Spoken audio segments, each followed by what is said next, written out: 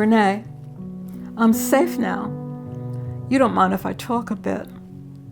That's enough for a while. Yes, one more is enough, and sooner or later, one's number comes. For as far as I could see along the water's edge, there were bodies. Hundreds dead. I didn't believe it then. I still can't quite grasp it. How did I come through it without a scratch?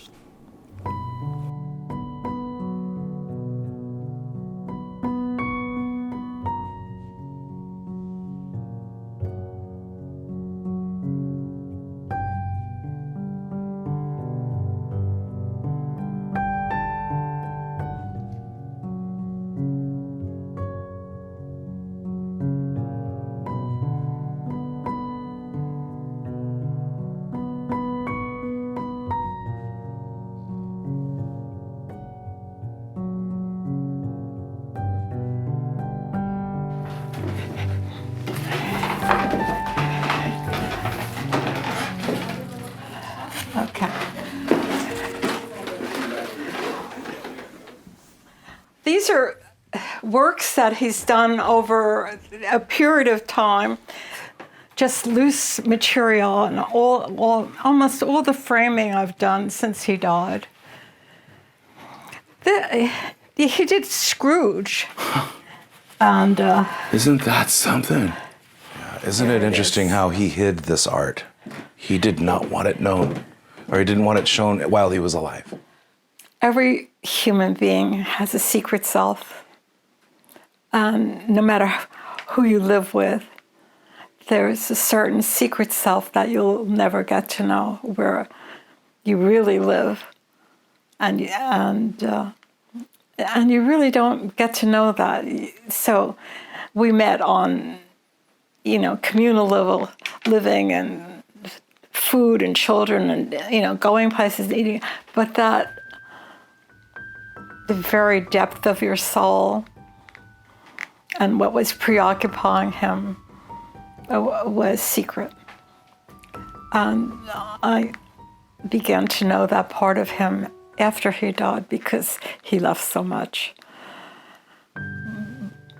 But we're mysteries, I don't know how to do it.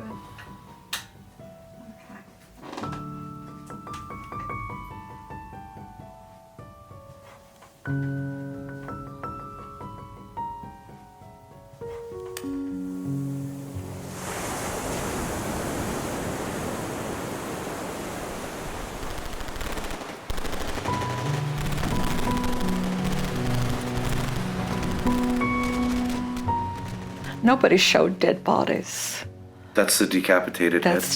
That's his nightmare, and it's in Germany. And he knew this man. They were friends. It was his friend. He had been with him in the morning.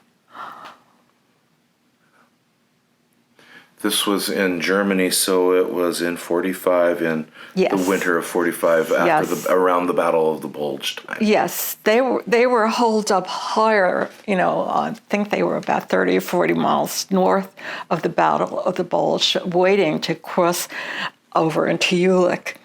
And they couldn't move until the bulge was cleared out. They were dying and, This was a recurring nightmare for him. This was you mentioned some themes. forever. Yeah. It never left him, even in the hospital. Who wouldn't it be for? Anyone, that's so understandable. Do you know who this was? No. Just A guy. a 29er, Uh-huh. But you can see in the face, this is not the hard-charging patriotic victor. This is a guy who has the 1,000-yard stare. That's right. That's right. I noticed that as he progresses through the war theater, the eyes change among the people he draws. Yeah. It becomes very vivid. Yeah. Yeah. Yeah. That's a sensitive portrait. It's a human being that's having a hell of a hard time. This is an incredible drawing. Yeah. This is Saint-Lô. Saint-Lô is a turning point in that headed them toward Paris. If they didn't take Sunlow, they couldn't get any further. They were stuck in the hedgerows in Normandy. And and it was we were bombing St. Lo. St. Lo got obliterated by bombing. Yeah, I was in the town a couple of times. Yeah, and nothing was left standing. So this depicts an MP and maybe two MPs assisting a wounded soldier out of the exploding city. Right.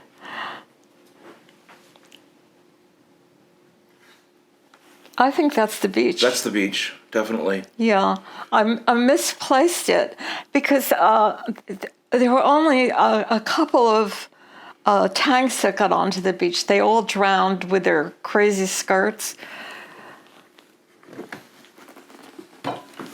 And this is looking out to Pontaho.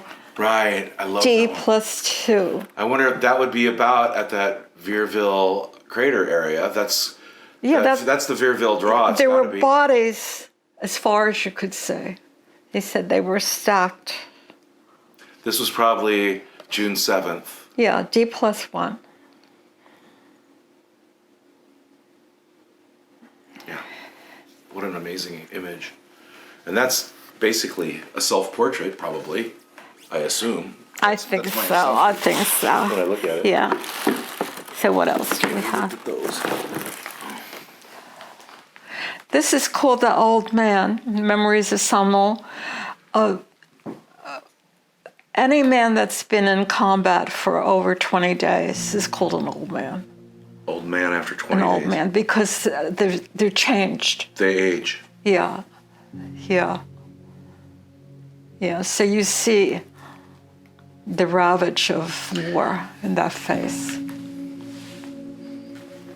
He was in the hospital and dying of pulmonary fibrosis, which is, like a fish out of water. You die a breath at a time. It's a terrible thing. And I left the hospital and he said, I want you to promise me don't go into the studio for 6 months till next June. He said, don't go in there. He said, it'll be too much for you. And I waited till June to go in the studio. And the last work on his easel was a drawing called H-Hour. And H-Hour is just a big H and some arrows. And I thought, he was in the war. H-Hour is the moment of landing, and this is the last work he did in his lifetime. So he was dealing with his mortality. And so I think I was in the studio looking at the contemporary works that he left. And the studio was a wreck, and nothing was framed, and I began to put away drawings and make a history of them, how many and what they were. And I found a little children's folder, like a kindergarten folder, and in that were the 27 drawings. And it was like touching fire. It just seared into my brain. I thought, I can't believe what I'm looking at.